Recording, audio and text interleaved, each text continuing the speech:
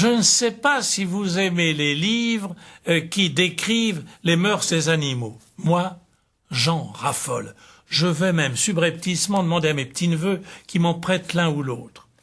Je vous l'avoue, je ne me lasse pas des histoires d'animaux.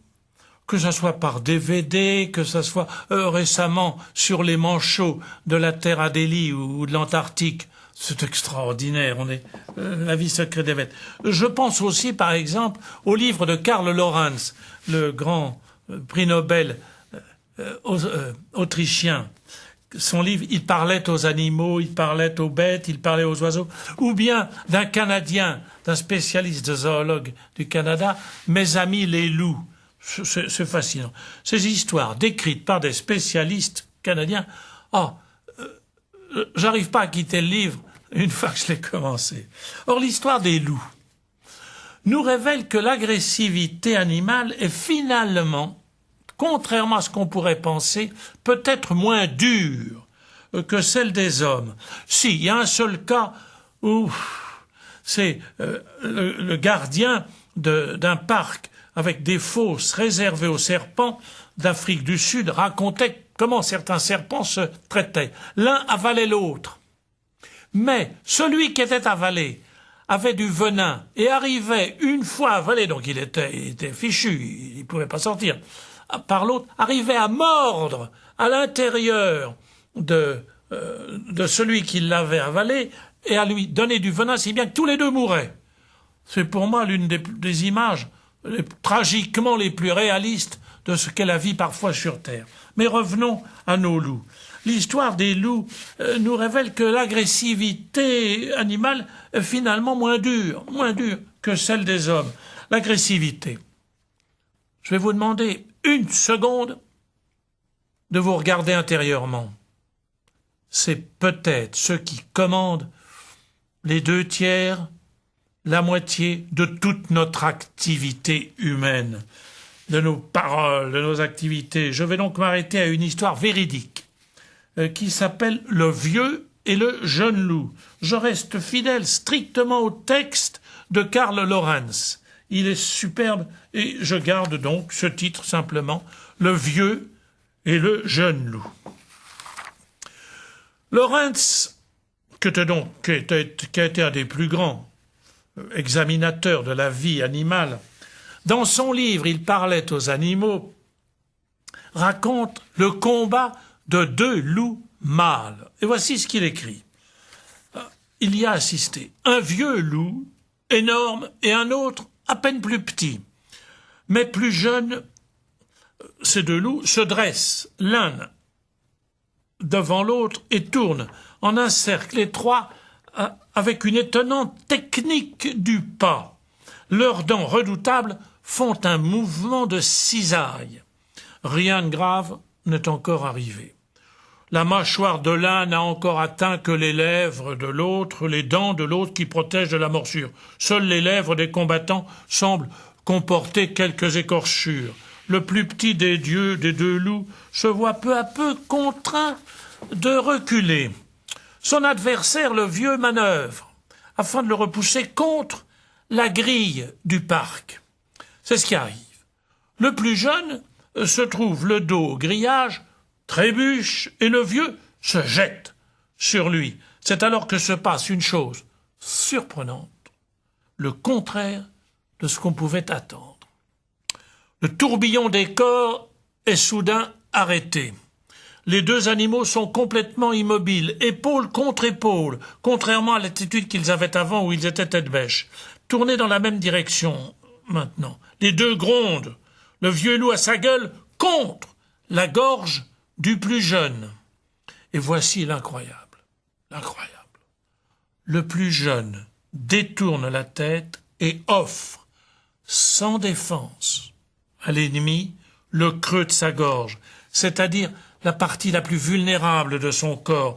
Les dents de son adversaire sont à moins de 3 centimètres de l'arc du cou, tendu, où la grosse veine bat à fleur de peau, tandis qu'auparavant, pendant qu'il combattait, tout l'effort de chacun tendait à protéger avant tout sa gorge, leur gorge, chacun, de l'attaque ennemie. On dirait maintenant que le vaincu présente exprès à l'autre cette partie de son corps où la moindre morsure serait mortelle. On dirait, et fait étonnant, poursuit Lawrence. Il en est véritablement ainsi. Cette scène incroyable dure, longtemps dans le temps. On a l'impression à chaque instant que le vainqueur va mordre, que ses dents déchirent déjà les veines du cou de l'autre, mais le loup vainqueur, à ce moment du combat, ne mord pas.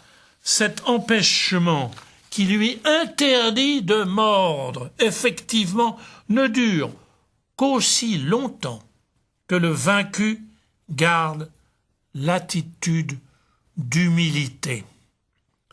Cette scie arrête soudainement le combat. À peine le vaincu sort-il de son humble immobilité que l'autre se précipite sur lui et le vaincu doit à nouveau s'immobiliser, la gorge offerte. Ainsi, un animal qui sent qu'il va avoir le dessous peut faire jouer une inhibition chez son agresseur en s'offrant précisément sans défense à son attaque. Alors, Lawrence conclut. Il faut se montrer très prudent dans ses jugements sur le comportement des animaux. Je vais malgré tout, dit Lawrence, porter un de ces jugements. Je trouve admirable que le loup ne puisse plus mordre, et plus admirable encore de voir l'autre se fier à cette inhibition. Un animal remet sa vie à la vertu d'un autre. L'homme pourrait en prendre une leçon. Et Lawrence ajoute, j'en ai pour ma part tiré une deuxième conclusion, plus profonde, une connaissance plus profonde d'une parole de l'Évangile, qui jusque-là, cette parole jusque-là n'avait éveillé en moi qu'une impression, qu'un mouvement de contradiction. Et Lawrence dit, cette parole, c'est si on te frappe sur la joue droite, tends la joue gauche. Eh bien, conclut Lawrence, un loup m'a instruit. Ce n'est pas pour que ton ennemi te frappe à nouveau que tu devras lui tendre l'autre joue, mais pour qu'il lui devienne impossible de le faire. Formidable constat. Ce n'est pas une agressivité qui répond, qui est victorieuse en répondant à une autre agressivité, comme nous le croyons en politique ou partout dans nos instances. L'agressivité, elle est partout. Dans la rue, dans la fonction publique, à l'université, dans les bureaux, dans les transports. L'agressivité nous pousse à croire que c'est elle qui va nous donner l'impression d'être victorieux et imposera son point de vue. Et voici des loups. Si les loups savent utiliser leur agressivité, leur maîtrise, non pas pour se tuer, mais pour se sauver, pour désarmer l'autre. Pourquoi, dites-moi, entre humains, n'entendons-nous pas davantage la leçon des loups?